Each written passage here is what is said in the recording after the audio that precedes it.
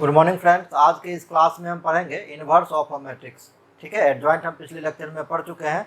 Adjoint of a matrix हम पिछले lectures में देखे थे, उसके बेस पे काफ़ी कुछ क्वेश्चंस भी देख रहे हैं। तो आज के लेक्चर में हम पढ़ेंगे इनवर्स ऑफ अ मैट्रिक्स, उसका कुछ प्रॉपर्टीज और उससे रिलेटेड क्वेश्चन। ठीक है, चलिए वीडियो स्टार्ट करते हैं।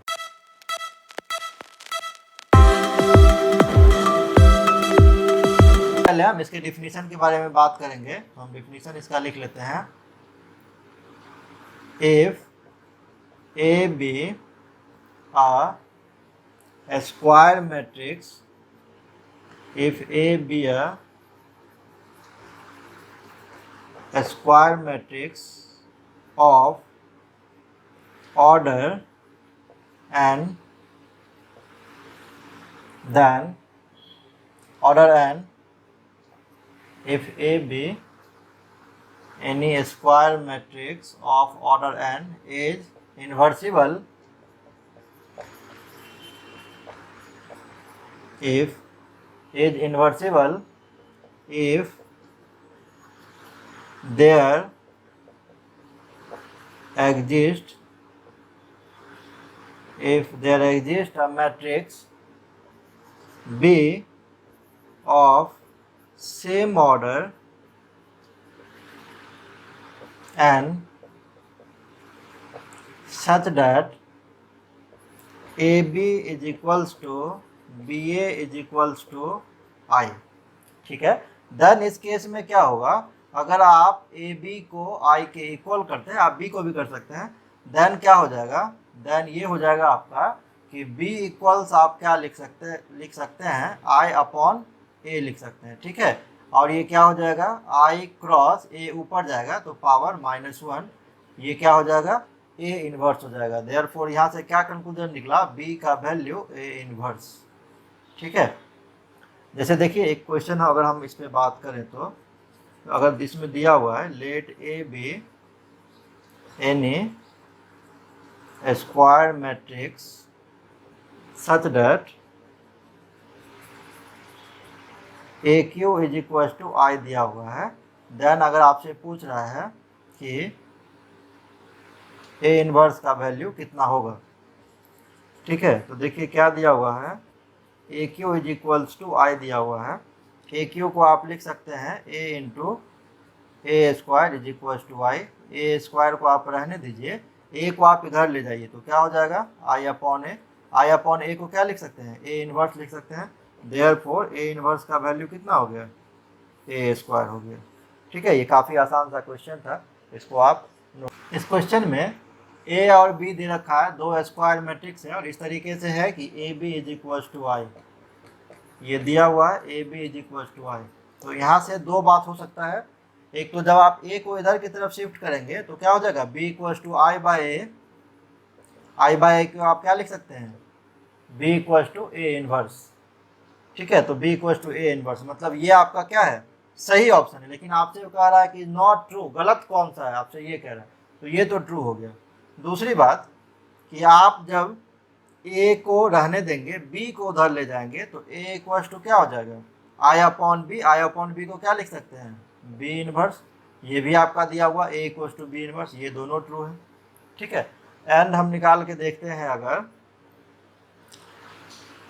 हम निकाल के देखते हैं बी ए का वैल्यू, तो बी को बी ही रखने दीजिए और ए का वैल्यू कितना है, ए का वैल्यू है बी इनवर्स के इक्वल। अब किसी मैट्रिक्स में अगर उसके इन्वर्स से मल्टीप्लाई करेंगे तो वैल्यू बी के इक्वल आएगा। क्यों आएगा, देखिए ये बी इन्वर्स है ना, इसको आप क्या लिख रहे थे अभी तुरंत, आई बाय बी, बी से बी कैंसिल हो गया तो ये आई, तो बी ए का वैल्यू आई के इक्वल, मतलब ये भी सही हो गया। तो यहाँ से क्या आपका आया, option D is correct. Not true पूछ रहा है तो नॉट ट्रू आपका ऑप्शन डी होगा, बिकॉज ए बी सी तीनों आपका ऑप्शन सही है। तो गलत कौन सा होगा, तो डी नंबर ऑप्शन गलत होगा। ये भी एक आसान सा क्वेश्चन है, ए के बारे में कह रहा है कि ए क्या है, स्क्वायर नॉन सिंगुलर मैट्रिक्स है जो इस इक्वेशन को सेटिस्फाई करता है, A square minus A plus 2i is equal to 0 को सेटिस्फाई कर रहा है। आपसे क्या पूछ रहा है, ए इनवर्स का वैल्यू पूछ रहा है।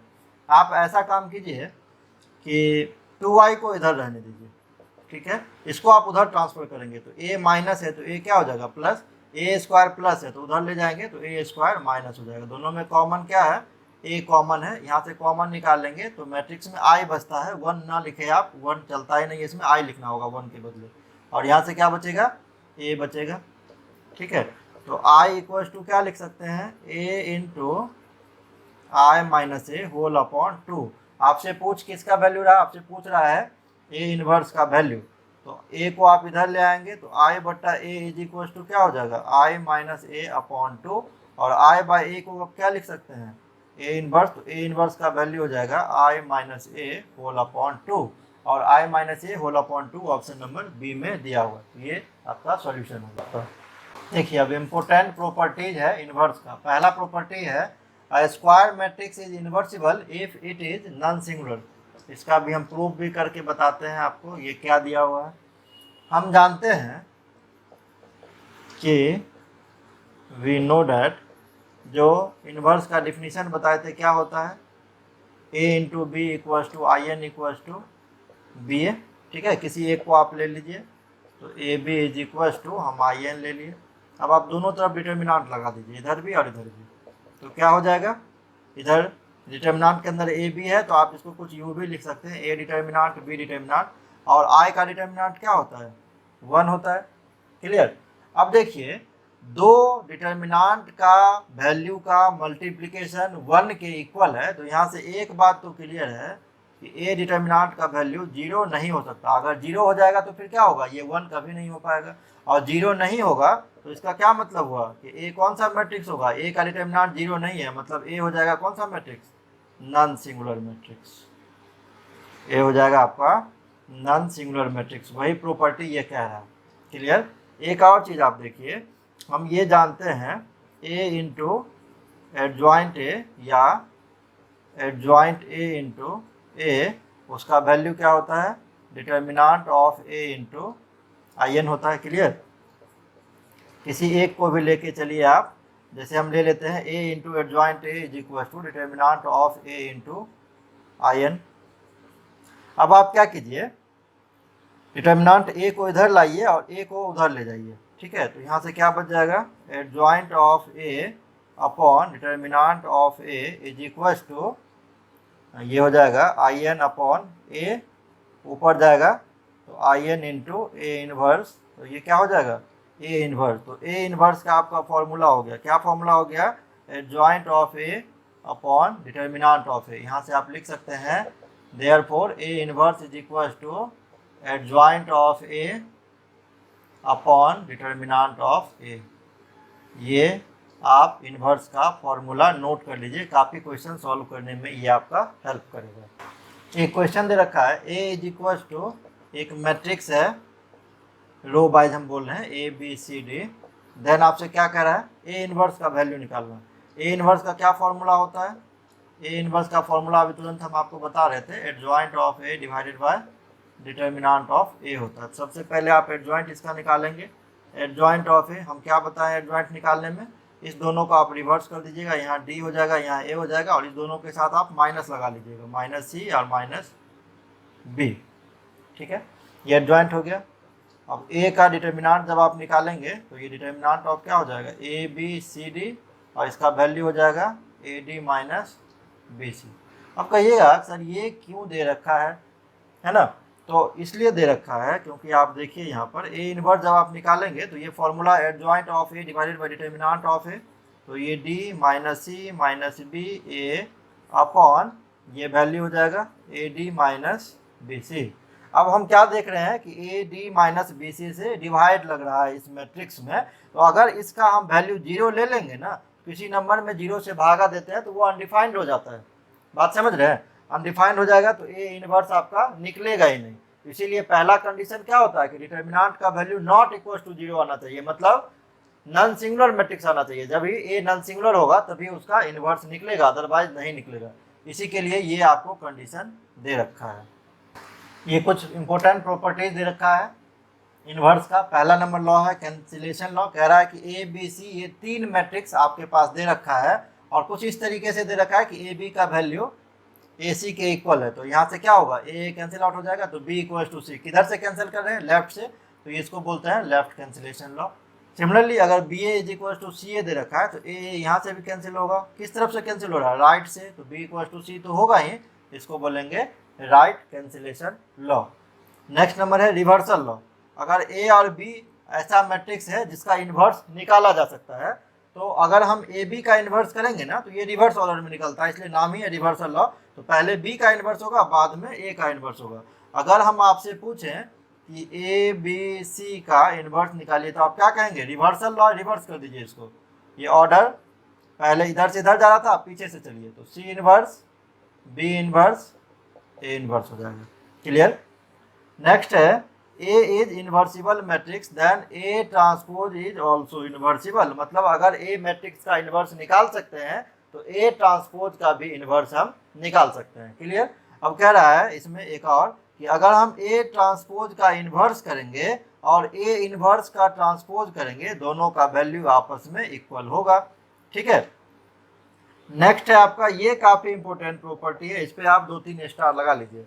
नेक्स्ट है कि ए अगर एक नॉन सिंगुलर स्क्वायर मैट्रिक्स दे रखा है, देन एडजॉइंट ए का अगर हम डिटर्मिनेंट निकाले, ध्यान दीजिएगा, एडजॉइंट ए का डिटर्मिनेंट निकालेंगे तो वो इक्वल होता है determinant A to the power n-1। और यहाँ पे n जो है ये क्या बता रहा है? n जो है ये आपको ऑर्डर ऑफ डिटर्मिनेंट बता रहा है। जैसे डिटर्मिनेंट 2 क्रॉस 2 का होगा तो n का वैल्यू कितना हो जाएगा? 2। अगर डिटर्मिनेंट 3 क्रॉस 3 का होगा तो n का वैल्यू हो जाएगा 3। चलिए क्वेश्चन में क्या दे रखा है? p इक्वल टू इतना है, is the adjoint of 3 cross 3 matrix A. मतलब जो गिवन है ना आपका वो दे रखा है p is the adjoint of A. ठीक है, ये आपको दे रखा है। हम क्या प्रॉपर्टी जानते हैं? हम प्रॉपर्टी जानते हैं कि एडजॉइंट ऑफ ए का अगर डिटर्मिनेंट करेंगे, है ना, दोनों तरफ डिटर्मिनेंट कर दिया और कुछ भी नहीं कर रहे, दोनों तरफ हम डिटर्मिनेंट कर दिए। तो आप यहाँ पे मत लिखिए वी नो डेट, आगे लिख देंगे हम इसको। और हम क्या जानते हैं डिटर्मिनेंट ए का वैल्यू क्या होता है? डिटर्मिनेंट ए का वैल्यू होता है, अभी हम पीछे पढ़ रहे थे कि adjoint of A is equal to determinant of A whole to the power n-1। ठीक है, तो हम इसको लिख लेते हैं determinant A to the power n-1। और n का वैल्यू कितना है इस केस में? 3 दिया हुआ है, तो आप यहाँ से डायरेक्ट लिख दीजिए 3-1 is equal to determinant p, और डिटर्मिनेंट a का square is equal to determinant of p, और डिटर्मिनेंट a का वैल्यू आपको क्वेश्चन में 4 दिया हुआ है, तो 4 का square equal to determinant p, तो determinant p is equal to कितना हो जाएगा? 60। लेकिन ये हमसे पूछ नहीं रहा है, पूछ क्या रहा है हमसे? पूछ रहा है हमसे अल्फा का वैल्यू कितना होगा, जो इस क्वेश्चन में दिया हुआ है। अब आपका काम क्या है? आपका काम है डिटर्मिनेंट p निकालना। तो ये है आपका 112 अल्फा 34 334। आप इसको निकाल लीजिए, कितना हो जाएगा ये? 1 × 12 माइनस 12 हो जाएगा, माइनस अल्फा इंटू डिटर्मिनेंट निकालने के लिए हम बताए ना, अल्फा A12 का है, ये निकाल दीजिए, तो ये हो जाएगा 4 - 6 प्लस 3 × 4 - 6, तो ये 12 - 12 भी तो 0 हो जाएगा। ये कितना निकलेगा? 4 में से 6 जाएगा तो -2, तो माइनस माइनस ये प्लस हो जाएगा 2 अल्फा। 3 में से 4 जाएगा तो -2, तो ये माइनस निकल जाएगा, मतलब ये हो गया 2 अल्फा - 6। नाउ डिटर्मिनेंट p का वैल्यू हम कितना निकाले हुए हैं? 16 निकाले हुए हैं, और यहाँ निकाले डिटर्मिनेंट p कितना निकला है? 2 अल्फा - 6 इक्वल टू 16 हो जाएगा। तो 2 अल्फा इज इक्वल टू, उधर माइनस है उधर जाके प्लस हो जाएगा, तो 16 + 6 22 हो जाएगा। तो अल्फा इज इक्वल टू 2 से अगर आप कैंसिल आउट कराएंगे तो 11 टाइम जा रहा है, तो अल्फा का वैल्यू हो जाएगा आपका 11, जो ऑप्शन नंबर बी में दिया हुआ है। तो ये आपका सॉल्यूशन। देखिए इस केस में डिटर्मिनेंट ए का वैल्यू 6 दिया हुआ है, एडजॉइंट ऑफ ए भी दिया हुआ, के का वैल्यू आपसे पूछ रहा है। तो सबसे पहले हम जो फॉर्मूला जानते हैं वो क्या जानते हैं? Adjoint of A is equal to determinant A to the power n-1। ठीक है, इस क्वेश्चन में क्या क्या दे रखा है? हेयर n का वैल्यू पहली बात बता रहा, 3 × 3 मैट्रिक्स है तो n का वैल्यू हो जाएगा 3। डिटर्मिनेंट ऑफ ए का भी वैल्यू बता रहा है 6, यहाँ तो रख देंगे आप। अब डिटर्मिनांट एडजॉइंट ऑफ ए का डिटर्मिनांट निकालना पड़ेगा। तो एडजॉइंट ऑफ ए का डिटर्मिनांट आप निकाल लीजिए। ये 1 4 -1 -2 1 के 4 1 0 निकालिए, कितना हो जाएगा। अगर नीचे में 0 दिया हुआ ना तो इसके अलॉन्ग में आप एक्सपेंड कर दीजिए तो आपका इजीली सॉल्व हो जाएगा। तो -1 इंटू ये और ये गायब कर दिए, 3 1 पोजीशन है ना, तो तीसरा रो पहला कॉलम गायब कर दीजिए। अभी इसका इससे हो जाएगा -2 इंटू 1, तो -2 हो गया। इसको इससे करेंगे तो -4, फिर के से कर दीजिए तो के इंटू ये 3 2 पोजीशन है, तीसरा रो दूसरा कॉलम, तो 1 इंटू 1 1 हो जाएगा, -4 4 जा 16 हो गया।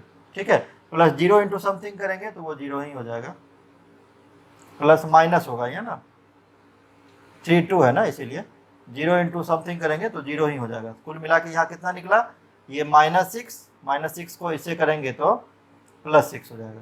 यहाँ 1 में से 6 जाएगा तो कितना हो जाएगा, -15, माइनस और माइनस प्लस हो जाएगा, तो ये +15 के +6 आ गया आपका।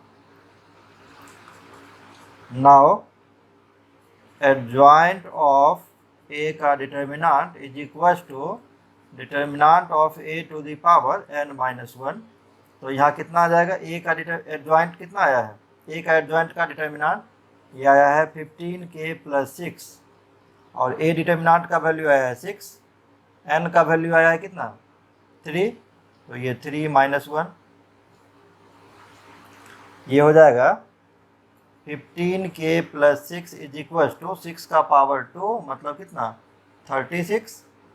आप कांस्टेंट को उधर ले जाइए तो 15k is equal two plus है, उधर जाके माइनस हो जाएगा तो 30 हो जाएगा, 15 2 जा 30, k का वैल्यू आपका आ गया 2, और 2 नंबर ऑप्शन डी में दिया हुआ। तो ये भी काफ़ी एक अच्छा क्वेश्चन है, आप इसको नोट कर लीजिए। चलते चलते मेरा वीडियो अगर आपको अच्छा लग रहा है तो प्लीज़ चैनल को लाइक एंड सब्सक्राइब जरूर करके जाना। मिलते हैं किसी नेक्स्ट वीडियो में। Thank you.